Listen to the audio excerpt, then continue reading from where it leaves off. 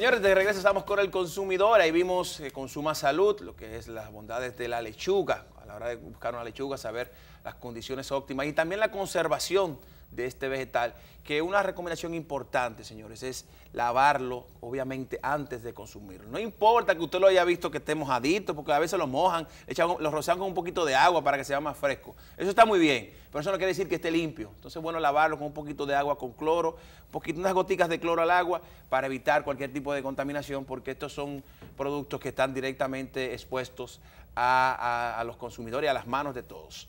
Ahora, señores, nos visita un gran amigo de infancia, mi amigo Joaquín Pérez, el doctor Joaquín Pérez. Él es cardiólogo y con él estaremos hablando sobre un tema muy importante que es la muerte súbita. Y quiero decir que sí es cierto, somos amigos de infancia. Joaquín, jugábamos baloncesto de que, yo no sé, Joaquín, ¿cuántos años teníamos? Como 12, 11 años. De los 12 años. Hace muchos años. Sí. Y de verdad que qué bueno tenerte en el programa.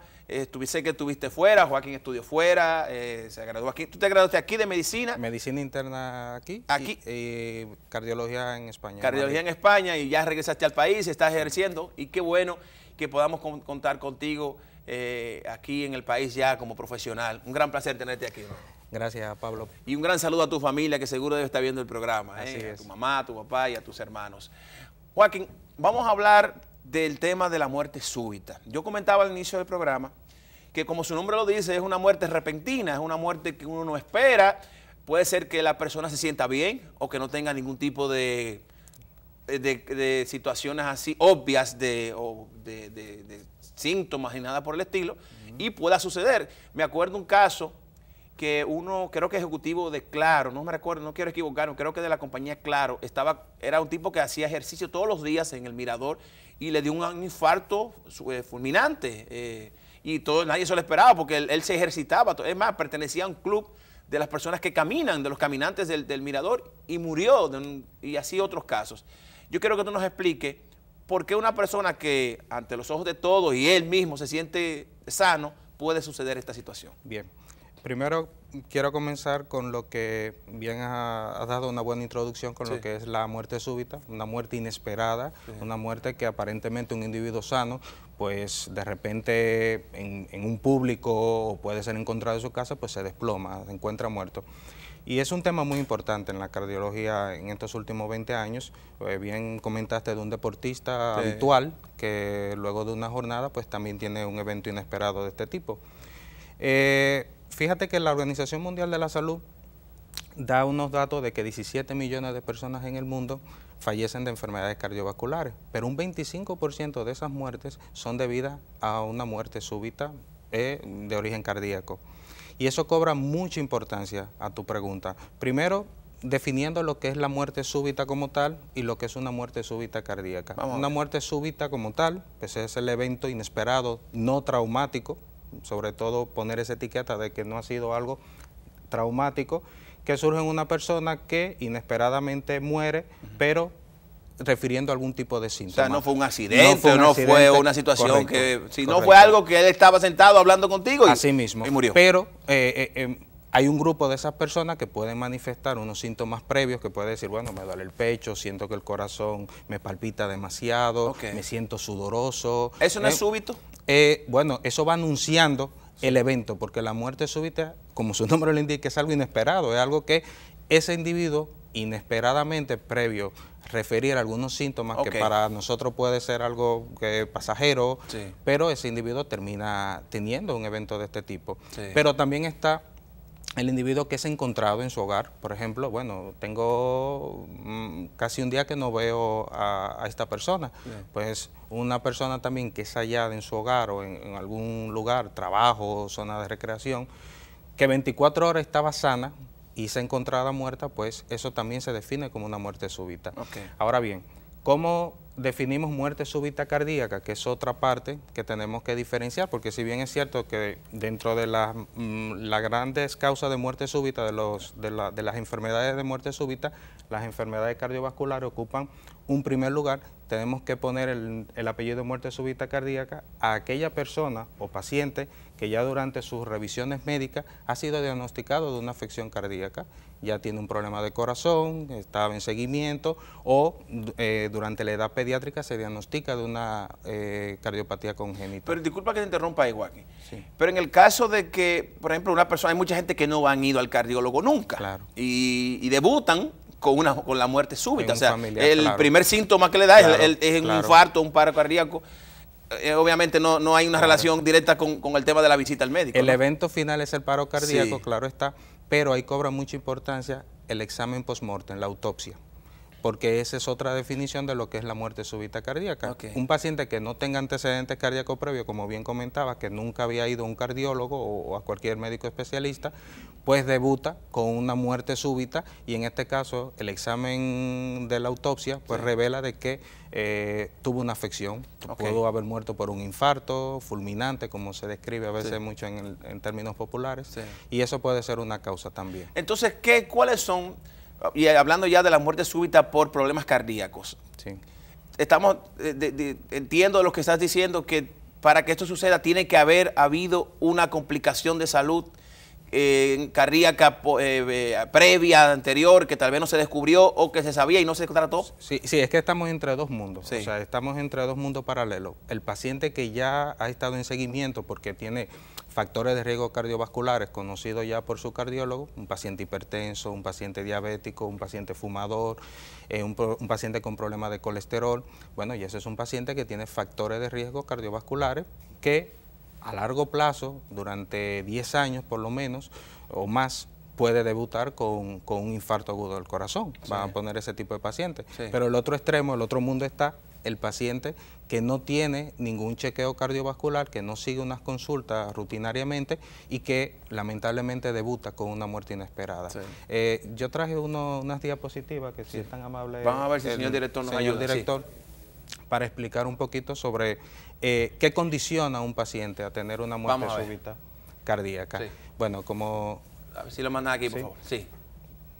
Bien, como vemos aquí en este artículo publicado por el profesor Anthony Valle de Luna en la Revista Española de Cardiología, vemos dos figuras. La figura de la derecha, izquierda, los amigos televidentes, vemos una imagen pintoresca de lo que fue una muerte súbita, porque no es un tema que se está conociendo actualmente, sino que en la historia medieval, pues bueno, es un personaje, el conde Gastón de Foix, pues después de venir de pescar con un grupo de amigos, pues se lleva la mano al pecho, como ven en la imagen del centro, y el paciente muere súbitamente, pero él advirtió y dijo, me duele el pecho, tengo un fuerte dolor, y se lleva la mano al pecho. Entonces muere de una manera fulminante y sobre todo que rescatan los documentos históricos de que tenía menos de 50 años. Bien, entonces en aquellos tiempos, bueno, pues estamos hablando de historia medieval, eso era un paciente no conocido, la gente moría de una causa inesperada sin darse cuenta. No, por favor, la anterior. Sí. Bueno, y entonces vemos en la siguiente figura, en el siguiente gráfico, vemos aquí dos parámetros que tenemos que tomar en cuenta.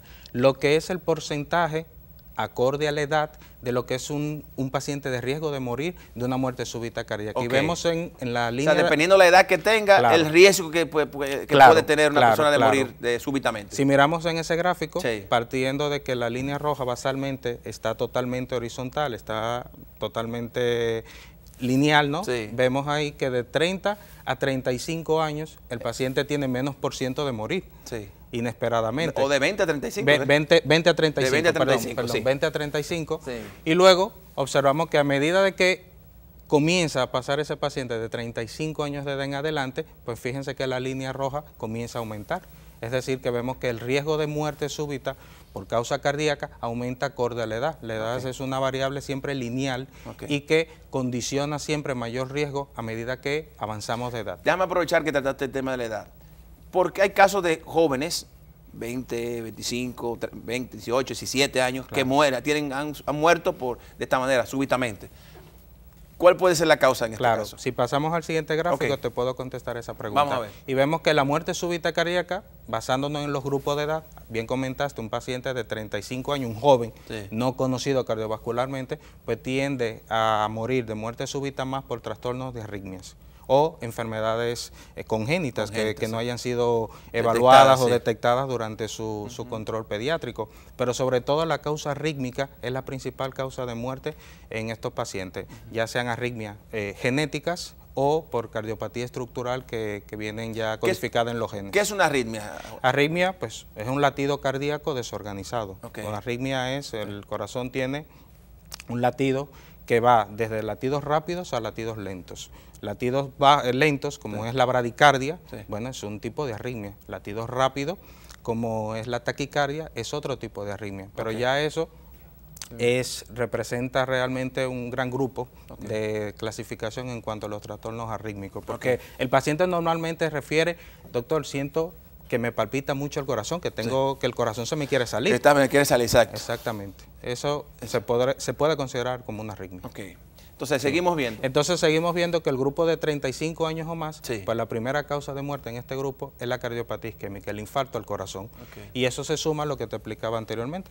Los factores de riesgo cardiovascular, pues si no son detectados a tiempo, en este grupo, el paciente con los años puede tener la formación de lo que es una placa de colesterol en las arterias del corazón y eso ya darle una predisposición mayor a tener un infarto al corazón. Y es la primera causa de muerte en esos grupos. Por eso es importante, como tú y yo jugábamos baloncesto, ¿te acuerdas de aquel jugador de Boston Celtics, Reggie Lewis? Reggie Lewis murió en la cancha. Murió en la cancha. Murió de lo que es la principal causa de muerte en atletas jóvenes en Estados Unidos, que es la miocardiopatía hipertrófica.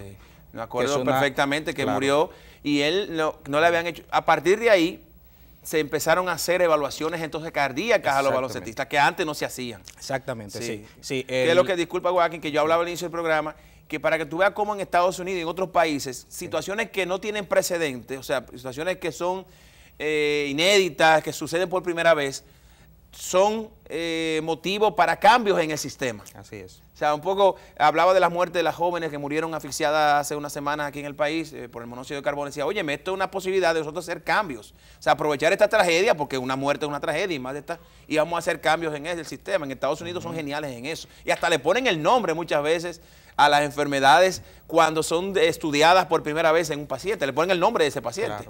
Claro. Sí, de hecho, el cribado en esa situación, en el paciente o en el atleta, o en aquella persona que no es un atleta, pero que ahora, como un nuevo paradigma en lo que es la prevención cardiovascular, está lo que es la promoción de hábitos de vida saludables. Así es. Un estilo de vida saludable que conlleva no solamente a una buena dieta, sino también a ejercicio. Evitar que el paciente ya sea menos sedentario, porque se ha visto beneficio en controlar esos factores de riesgo que puede ser muy fácil indicar. Vamos a recetarte algo para bajar el azúcar, vamos a recetarte algo para un medicamento para bajar la presión, pero el paciente no se da cuenta que sigue con los mismos hábitos insanos de sedentarismo, mala alimentación, pues lógicamente que los medicamentos van a hacer un detenimiento, pero hasta un punto, porque llega un punto que ya el paciente, si sigue con esos hábitos de poco ejercicio, de una mala alimentación, pues va a conllevar al infarto. Yo me atrevería a agregar también, Joaquín, dentro de eso que tú comentas, la revisión entonces también periódica con un cardiólogo, porque en el caso, por ejemplo, Reggie Lewis, era baloncestista, una persona que estaba profesional del deporte, o sea, que vivía de esto y muere de un infarto, o sea, que también había que agregar una revisión. ¿Qué tan temprano tú recomiendas a los padres? Aquí hay muchas madres, muchos padres que nos están viendo y que sus hijos pudieran ayudar o pudieran conocer a temprana edad una complicación que pueda tener su hijo, que tratada a temprano pudiera evitar cualquier tragedia. ¿Qué tan temprano tú recomiendas que se lleven los niños a un cardiólogo? Bueno, siempre una parte de mi formación en cardiología en España era la rotación por cardiología pediátrica. Y muchos de esos niños que evaluábamos de primera vez en la consulta eran niños que le enviaba el pediatra general para una evaluación por un soplo o por una arritmia. Entonces, esos niños, yo creo que aquí cada niño dominicano debe, en sus evaluaciones por pediatría, pues el pediatra detectar y buscar algún tipo de malformación congénita, anomalía congénita del niño, algún soplo, que muchos de los soplos, la gran mayoría de los soplos en los niños son fisiológicos, son soplos benignos, pero es bueno que el cardiólogo también investigue eso. ¿Cuáles estudios tú recomiendas que se hagan? Sí, primero quiero comentarte algo. Es importante, no solamente por la edad, porque por la edad vimos en el gráfico, bueno, no sé si esa gráfica se está viendo ahora.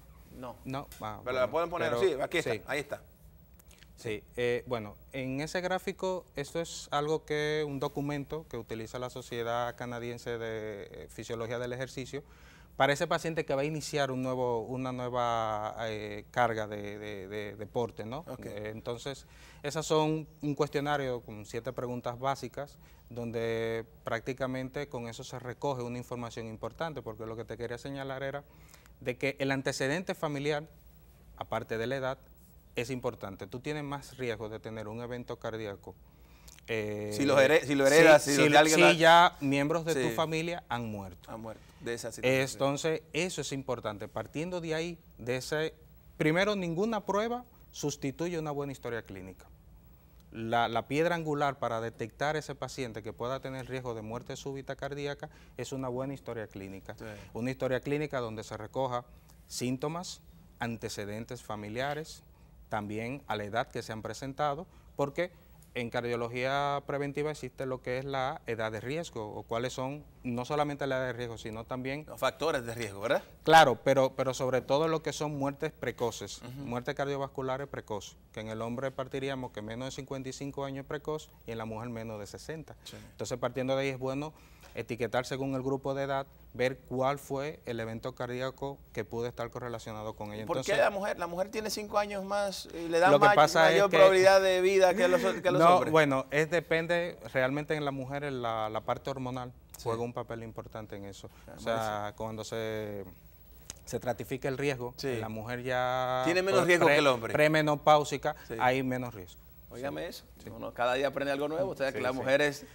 por eso es que pero no deja de tenerlo. No deja de tenerlo. Tenemos que hacer una pausa, doctor. Cuando regresemos seguimos hablando sobre este tema tan interesante, la muerte súbita. No se vayan.